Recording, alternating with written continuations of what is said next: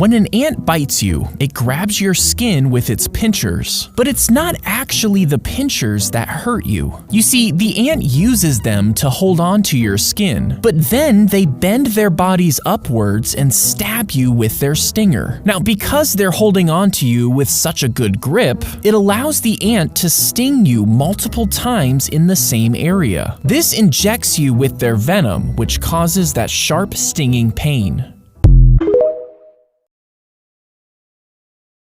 Have you ever noticed that some people get a ton of mosquito bites, but other people don't? I mean, are mosquitoes really that picky about who they target? Why is this? Well, for some reason, mosquitoes are really attracted to people with type O blood. They receive nearly twice as many mosquito bites compared to those with type A blood. But there are other factors at play. Your breath, body heat, and even the bacteria on your skin play a part in attracting mosquitoes. If you get a hangnail, most people go right ahead and peel them off. But should you actually do this? Well, despite what its name suggests, a hangnail is actually a part of your skin. And if you peel it, you run the risk of peeling too much, or more commonly, causing a small cut. And while a small cut might not seem like a big deal, it's still susceptible to infections, especially because it's on your hand. So instead, you should just trim the hangnail and cover it with a Band-Aid. If a speck of dust floats up and into your nostril, your brain will tell your lungs to pull in air. Then your chest muscles will compress at a rapid pace. This forces the air and that speck of dust to shoot out of your nose and mouth. Saliva and mucus will also shoot out in the form of tiny droplets that can reach distances up to 27 feet.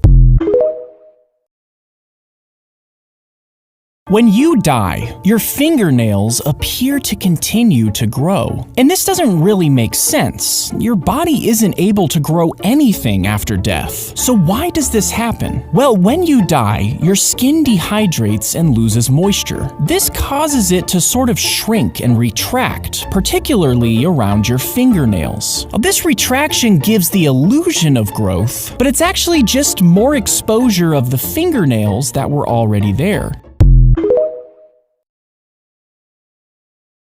If you get a pimple, blackhead, or any other random bump, you most likely have acne. But what actually is acne? Well, it all begins in your hair follicle. You see, hair follicles contain an oily substance known as sebum. Now, normally, sebum travels along the hair and works as a moisturizer. But sometimes there's too much, which makes it build up. This excess oil mixes with dead skin and ends up clogging your hair follicle. This causes it to swell and form into what we know as acne.